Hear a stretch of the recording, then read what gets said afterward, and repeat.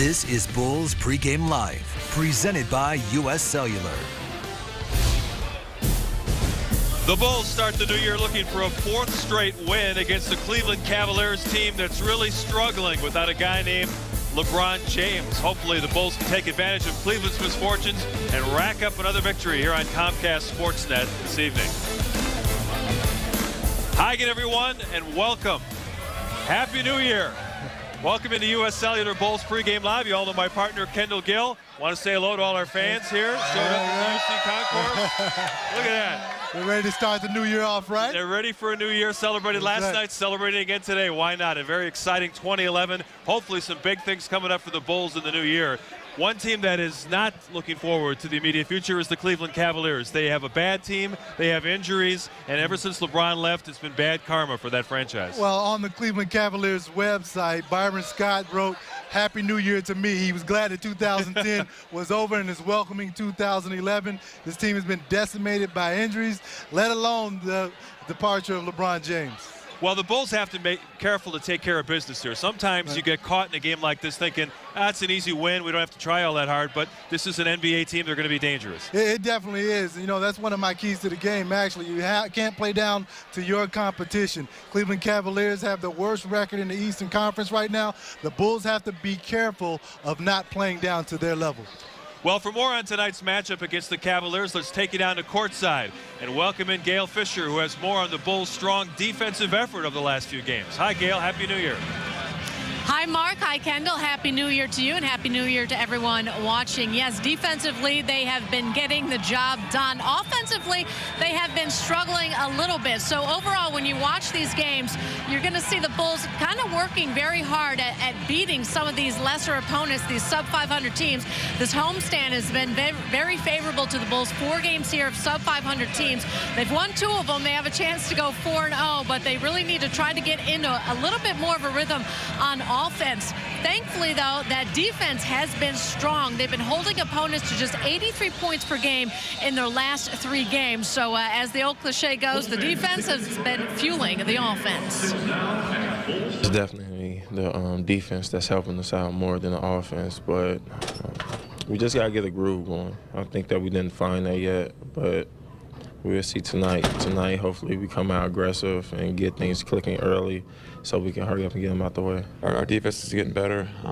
You know, I think we're playing a little lethargic maybe on offense. You know, we're just not very crisp, and we got to do a better job of kind of pushing the ball, getting some easier baskets, and, you know, just a lot of things to work on. Well, you talk about the struggling Cleveland team. They have lost 5 in a row, and they are hurting as well. Mo Williams is out, will not play in this game. He's out with injury. And Varejao, the big man, is also out. He fractured his cheekbone on Wednesday. So the Bulls will have the advantage, of course, but they played them awfully close the last time they faced the Cavaliers in Cleveland on December 8th. They won 88-83, but just a 5-point margin of victory. So when you talk about playing down to your level of competition, well, the Bulls have to be a little bit more focused so that they can make sure they get these critical wins and not have a letdown. It shouldn't be hard, but when you go into a game like this, you just got to make sure you're focused. You can't come out sluggish. We came out sluggish in the previous game, and it was a close game all the way to the end. But we just got to make sure we come out aggressive. I think that we speed the ball up, rebound the ball well. I think that we should have open shots and put a lot of pressure on them. They're a talented team, and I think that, you know, they've had injuries, but just like last night, you got to be ready to play. I mean, if you're not, you know, Williams has been on an all-star team. Jamison's been an all-star. So they've got talent, and again, being ready to play is critical for us. The Bulls will be playing back-to-back games, of course, so they might be a little bit tired, but they should come out strong against the struggling Cleveland team. And, Mark, I took a little survey inside that Bulls locker room. Sounded like a low-key New Year's Eve for most of the players, of course, because they had the game today, and not a lot of resolutions. Kyle Korver told me he doesn't make any of them ever. And Derrick Rose said, well, more wins, of course, would be his 2011 resolution. So let's send it back to you. That's going to do it from courtside. All right, Gail, thank you very much. That's a good New Year's resolution, try to win a playoff series this year, I would think. That is, and I think that the Bulls are in perfect position to do that. Carlos Boozer playing out of his mind. Joakim Noah going to come back. I definitely see the Bulls winning a couple of playoff series this year. Well, hopefully the Bulls didn't party too much last night. A quick turnaround. Of course, they had an afternoon game on New Year's Eve against the New Jersey Nets. Pulled away late in the fourth quarter to win that one. The thing that impressed me in that game was Carlos Boozer down the stretch. He is emerging as their go-to guy in the fourth quarter because you know he's going to do something positive, either score or get to the free throw line. Well, what they're doing, he's finally figured out where to go. These guys are finally looking for Carlos Boozer. They finally have confidence in him. The first couple of games he started out, he wasn't the Carlos Boozer that we see now. Right now, Carlos Boozer is doing it inside, outside. Kyle Korver had a couple of key plays in the fourth quarter last night where he pump fake, dribbled in. You can see what I'm right here. Found Carlos Boozer underneath the basket. Carlos Boozer finished the way that he was supposed to. And Mark, this is impressive because not only do we have one closer in Derrick Rose, now we have two in Carlos Boozer. Well, Carlos Boozer had 20 points and 15 rebounds yesterday. Derrick Rose, 19 points and 9 assists.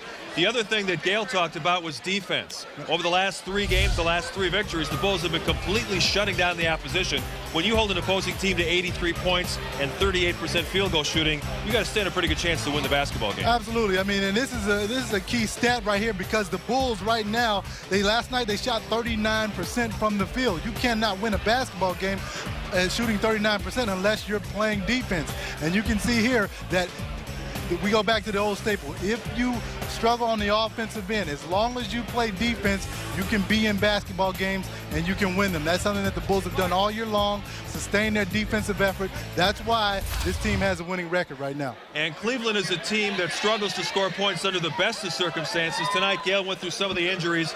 Anderson Varejao fractured a cheekbone the other day. He's not going to play. Mo Williams not expected to play as well. And Daniel Boobie Gibson, who's now their top scorer, is questionable because of a thigh bruise. So you take these guys out of a team that already struggles to score, and you wonder what they can accomplish tonight. Well, when it rains, it pours, Mark. And, you know, now this team has been decimated not only by LeBron James leaving, but now you have Anderson Varejao out, Mo Williams questionable with his hip. I saw Daniel Boobie Gibson in the hallway earlier walking around. I think that he may play. But the thing is, you cannot get any continuity with your team on the offensive end, defensive end, if they're not all together. And if you have recurring injuries all of the time, you're not going to be a successful basketball team. That's what's going on with the Cleveland Cavaliers right now. Well, Kendall, you remember when Lou Holtz used to coach Notre Dame football? Every opponent they played was like the best team ever. Right. Tom Thibodeau has a little bit of Lou Holtz in him. Yeah, he was does. asked today about this favorable stretch of games coming up against teams with losing records. Here's what the coach had to say about taking on the Cleveland Cavaliers tonight. Well, I don't like to get too far ahead. You know, like I just want us to be ready to play tonight. In the NBA, sometimes the schedule's with you. Sometimes it's against you. Sometimes your opponent has injuries. Sometimes you have the injuries. And I think your readiness to play, like I said, the thing that I've liked about our team is I think we're a deep team. And I think when we've had the injuries, whoever has stepped in has done the job, and we want to continue to do that. The important thing for us right now is to continue to try to improve. There's a lot of areas we want to get better in. Well, how the mighty have fallen. Last year, the Cavaliers had a guy named LeBron James. They ranked near the top of the league in just about every offensive category. You can see the difference right now. They're only winning 25% of their games, near the bottom of the league in all the major statistical categories. We knew that losing LeBron was going to hurt this team, but did you think they would fall as far and as quickly as they have? No, I didn't think that they would fall this far. And, they've lost 15 out of their last 16 games, which is very bad to happen. I've never been through that in my basketball career. But, Byron Scott has his work cut out for him. Somehow, some way, he has to get this organization back on its feet. I don't know what they're going to do. I don't think they're going to be able to do it this year. Maybe they'll have to rebuild through the draft, rebuild through free agency, but it's going to take some time for them to get back to that level. Well, back when they made the finals a few years ago, Daniel Gibson looked like he might be a player who could emerge as a shooting star. Hasn't really filled that billing, but he is playing better this year, averaging around 14 points a game. He probably is the biggest threat in that lineup right now. He is the biggest threat, but if you get a lot of time and you get a lot of shot attempts, you're going to put up points, and that's exactly what's happened to Daniel Boobie Gibson. I don't think necessarily that he's gotten better. He's just got the opportunity to play basketball and play a lot of minutes, and when you have that, you get confidence, and that's one thing that Daniel Boobie Gibson has right now. if I think that he is a long-term fix for this franchise, no, I don't think so. But he's the best thing that they have right now. Right, and they've been going with a rookie, Manny Harris, in the backcourt as the other starter the last couple of games. Fans around here are familiar with him from his days at Michigan. He could be a guy that could get some playing time given that they're trying to rebuild at Cleveland. You know, normally I don't cheer for a Michigan man, but Right. I'm going to do so in this case. I think that Manny Harris is a very talented young player. Watched him last year at the University of Michigan. I think that he has the talent for long-term prosperity for this franchise. This guy is the ultimate, a prototypical two-guard, 6'5", 185 pounds. Is going to go into that body. He's a good draft pick for them. And what about Derrick Rose going up against these smaller guards today? He should have a field day going. Well, one thing, Derrick Rose loves to play against the Cleveland Cavaliers. The last 6 games, he has averaged 27 points a game against the Cavaliers. Loves to play against them for some reason, Mark, but I think that he will have a field day today, if he chooses to, against Daniel Boobie Gibson and the rest of that bunch. Obviously, the Bulls right now have 3 players doing the bulk of the offense with Derrick, Carlos Boozer, and Luol Deng. Are you looking for somebody else to step forward and maybe become a more consistent scorer on this team? Yeah, I think that I want that role to go to Kyle Korver. I think that Kyle